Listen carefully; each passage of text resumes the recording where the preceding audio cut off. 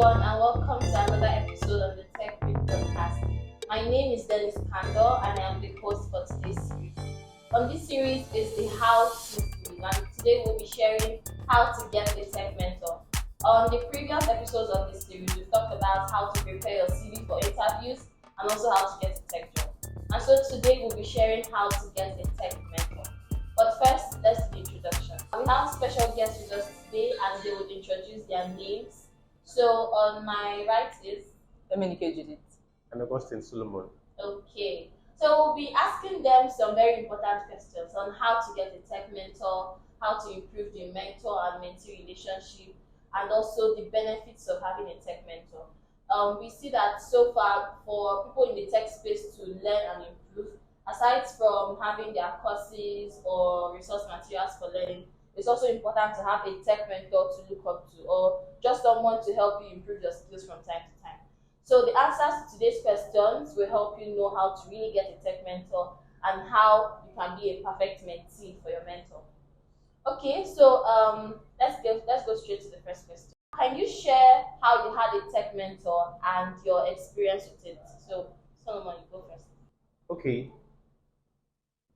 I got a tech mentor. When I decided to do design, I reached out to a couple of my friends, reached out to a couple of people that were into design, UI UX design as well, and they gave me feedback. I also had a friend then, a senior colleague in school who I reached out to.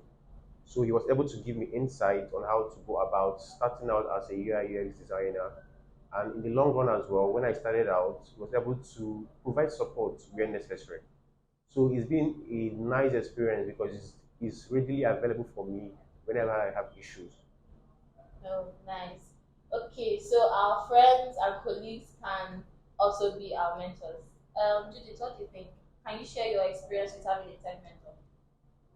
Okay, I remember back then when I started my tech journey, I started with web development. I was very, very scared because it had to do with a lot of coding. I heard where I was supposed to learn HTML, CSS, JavaScript, and the rest of them all. So I almost gave up, but then I met my friend, Mr. Raphael Etta. He's a very experienced web developer. He encouraged me, and then he took up my learning as a very serious atmosphere. He taught me everything I need to know. He gave me daily tasks, he gave me rewards, encouragement, and before I knew it, I was on my way to moving up. So far, so good. Having a mentor has been the best thing that happened to my tech journey. Okay, thank you so much. You can see from our guests that both of them had mentors who are friends. So don't be scared to reach out to your friends who you feel have as much experience as possible to become your tech mentors.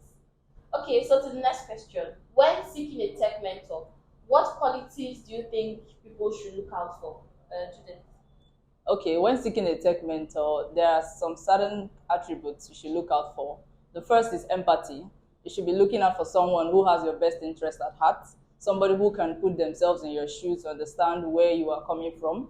The next thing you should look for is someone with integrity, someone who is honest and who is ready to share out their views at exactly the same way it is supposed to be shared. The next thing you should be looking out for is someone who has experience, because having a tech mentor who is experienced gives you more edge because you get to learn the best practices in every tech journey you are taking. All right, thank you. I got empathy, integrity, and experience. Mr. Solomon, what do you think? Yeah, that's right. I also think for you to the qualities you should look out for in a mentor is approachability. If you're trying to seek out a mentor in the online space, you have to look and see how he approach other people and see if he's somebody that's likely to give you that time as well. Yeah. Then you have to see someone who genuinely has interest in mentoring people. Because some people just want to answer the title mentor and they don't do the work. That's just it on my ends. Okay, thank you so much. So I feel like to crown the qualities that they mentioned, empathy is like the most important. I think that's like the cover for everything. So if someone has empathy, if the mentor you're looking up to has empathy, I think the person will be approachable. The person also experience, yes, empathy and experience. So these two things are very key things when searching out for a mentor. And you can never know till you reach out to that person. You may, okay, what about some people who give off this empathetic look online and then when you slide into their DMs, they give you that they start acting like they don't really have your time or they can't really talk to you. I don't know if you've had any experience like that, or like what do you think about such cases? Personally, I think for you to be a mentee, that means you are looking out to get something from this other person. Now, the first thing we should all know is that every mentor is busy because they all have their separate lives to live aside from teaching. Yeah. Now, the first thing you need to do is to be persistent. When I say persistent, I don't mean you should be disrespectful, get into their DMs every day, make it a point where it becomes disturbance. No, you approach the person, give the person this view where they have something to benefit from you at the end of the day. You get to share your own knowledge while you're also learning from them as well. And at the end of the day, if the person sees that he is going to gain from just teaching you as well as you gaining, the person will definitely be on the route to help. Great, thank you. So, I want what to do say you think? something concerning that Yeah. as well. You being proactive is also key because, for example, you have a challenge and you reach out to your mentor and he does not reply after a while. You on your own ends can start doing something and can come back and say, okay, I encountered this issue and I reached out to you since you're busy, but this is what I have so far. Yes. So it might attract the attention again. You might want to just, okay, you've done something. Okay, let me come in now and assist. Yeah. So it should be proactive as well. Don't wait for everything to be done for you. Exactly. So it's a two-way thing. In as much as you want your mentor to respond, you should also be able to do something even when your mentor is not available. That's right. Okay, so the next question: how should mentees clearly communicate their goals with their mentors? I think you've touched it a little bit, but I feel like there's still more to talk about. How can they clearly communicate their goals and challenges? Every mentee, the first thing you should do is understand what you really want. Because if it is easier to get to meet someone and tell the person, please, I don't know how to create an app, but I'm telling somebody, I don't know how to do websites. It is better you have a clear goal of what you want to learn from your mentor. The next thing is you should be able to express yourself openly. Do not be scared of any judgment. Just say out your mind the way it is. And I believe that as long as the person has accepted to be a mentor, if he really has the attributes of being a mentor, he will understand your side of you. Clearly, I agree with that. So, Yeah, communication is key in this aspect. Like you said, you need to be concise and specific about what you're passing through. And okay, you also need to provide context in the case where you have problem. Okay, like you said, I'm having issue trying to move this box from here to here. Okay, you've provided context for your mentor and he knows how he can come in and provide solutions to you. And another thing is communication. You should know how to communicate effectively. Then another thing is active listening. After communicating the problem, then wait and listen for the solution. Most times we are too in a haste to just see our problems and we don't want to hear the actual solutions. yeah. So that's just what I want to say. Okay, all right. So you talked about clearly defining the challenge you have, clearly stating the goal, and then providing like clear context as to what exactly the issue is, and not just generalizing it. That's right. And also being an active listener. So what about people who like don't take in feedback? Because there are some mentors who okay, I think we are going to the mentor and mentee relationship. So there are some mentees who like ask a question and then the mentors like fire back like, don't you know how to? Are you not supposed to research it on your own? Or are you not supposed to do something before I get here? Or like there are some mentor to mentee relations that are really toxic. But aside that, how can it be improved? How can people feel the need to still reach out to mentors? Okay. Yes. Everything still boils down to communication. Everything still boils down to empathy as well. Everything still boils down to constructive criticism. Because there are ways you correct people. There are ways to tell people do this, and they go to do it without feeling bad or feeling let down. So know how to communicate properly. Then you're on the mentee section, know how to take criticism as well. See that you're being corrected, and you will get what you want at the end. If I answered that Yes, correctly. yes, yes, you did. Okay, the mentor-mentee relationship, first of all, it rides on two specific things. The first one is the integrity. The second one is communication. Now, if you meet a mentor who has integrity, this is somebody who understands you and is ready to give you his view at every point in time, honestly. Now, for you meeting a mentor that is experienced, this is also why we say that every mentor should have an experience, because they have been through these challenges, so they understand where you are coming from. Sometimes a lot of us have problems that we don't really know how to express ourselves. But you meeting someone who is experienced in this field knows that, okay, this is what the person is trying to refer to. This is so they know where to get you on board with the right thing to do. So at the end of the day, to improve the relationship between a mentor and a mentee, communication is definitely key. Everybody should have their opportunity to air their views and listen to the other side of the person. Thank you. I got some major points here: communication, integrity, empathy again, and then how to take like constructive criticism. There are some people like normally people who really don't know how to tell you, don't know how to, I don't know how to put it, like fashion the word you did it wrong or you did not get it right. There's some people who will just say this thing you did is a failure. This thing you did is very very bad. Just go back and do it again. So there are some people who will clearly tell you, okay, this is where you went wrong. Try to see if you can fix it again. But then what about cases where the mentees, like you tell them to go and fix something and then they just go back and come back and show you the same issue that they're having? How do you deal with people like that? Judith, what do you think? Okay, I've had situations like that where you try to correct the mentee and the person is like, I've looked at this thing, I don't see anything wrong in it, I like the way it is. And then the only thing, what you have to do, that is why we talk about our resources. Give the person reasons why this thing is not supposed to be that way. Now, sometimes a lot of them feel like when you correct them, you do it just to make yourself feel good, which is wrong. Now, every correction a mentor gives to a mentee is based on something.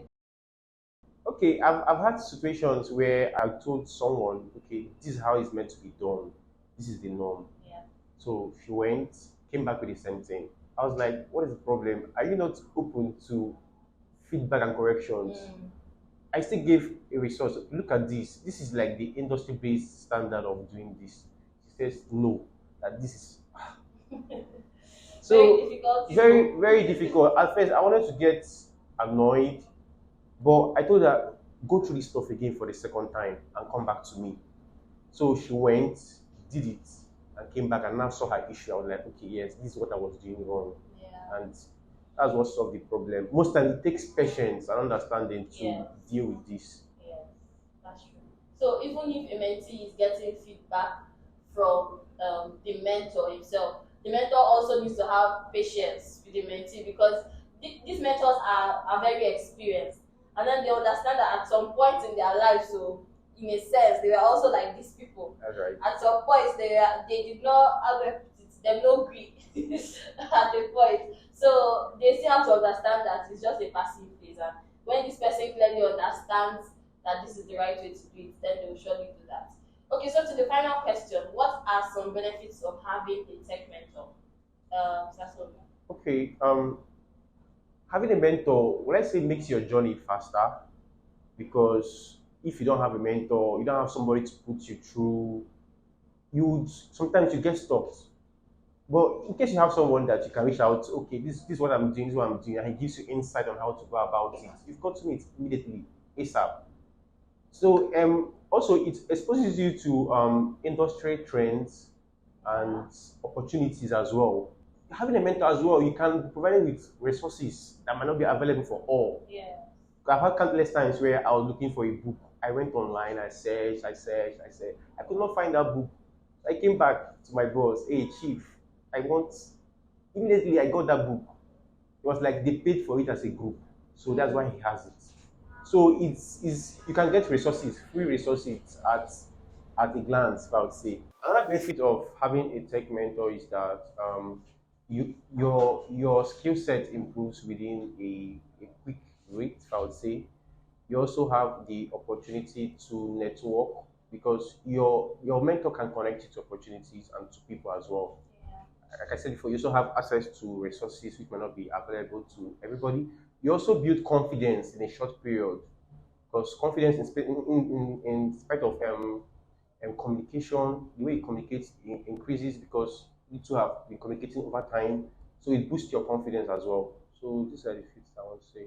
All right. So Judith, benefits of having a tech mentor. Okay, there are three major benefits I think I got from having a mentor. The first was networking, the second was experience, and the third one was something I call tips and tricks.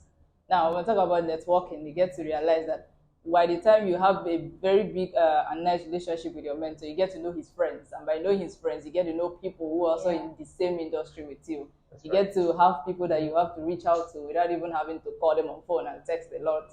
And then the next thing I got is tip and tricks. I mean, you get to realize that over shortcuts day, Yeah. there are so many things you get to see that you may not even be seeing online. Now, the next one is experience. Now, I remember back there when my friend was mentoring me, he's an experienced developer. So I got to see the feeling of working on a real life project. Now you get to see where people, there's the clients, they have issues, how he gets to fix it, how he approaches his clients, how he builds this relationship between them. Because sometimes bad relationship communication can actually scatter a project.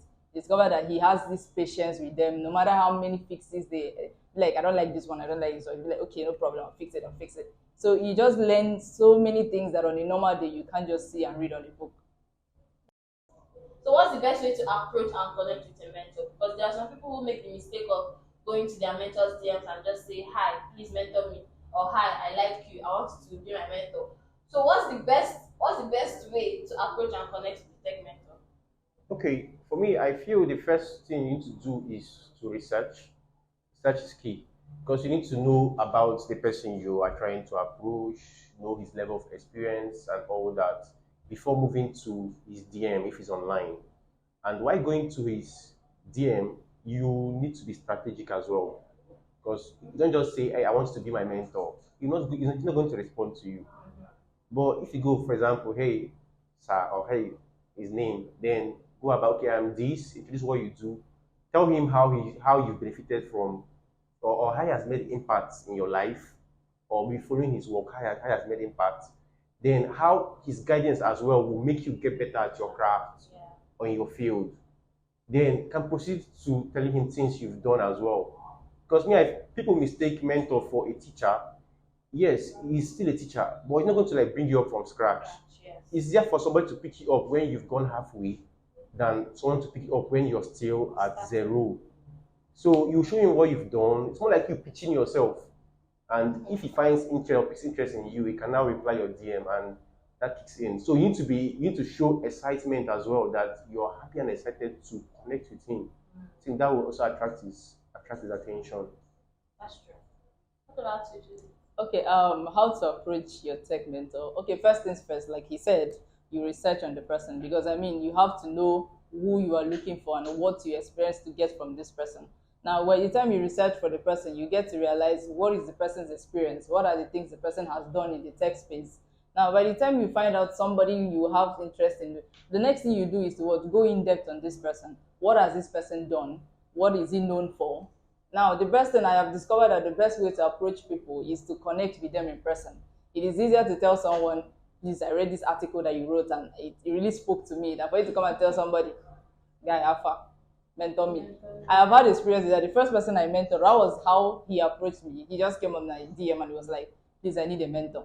Are you available? And I was like, no, I'm not.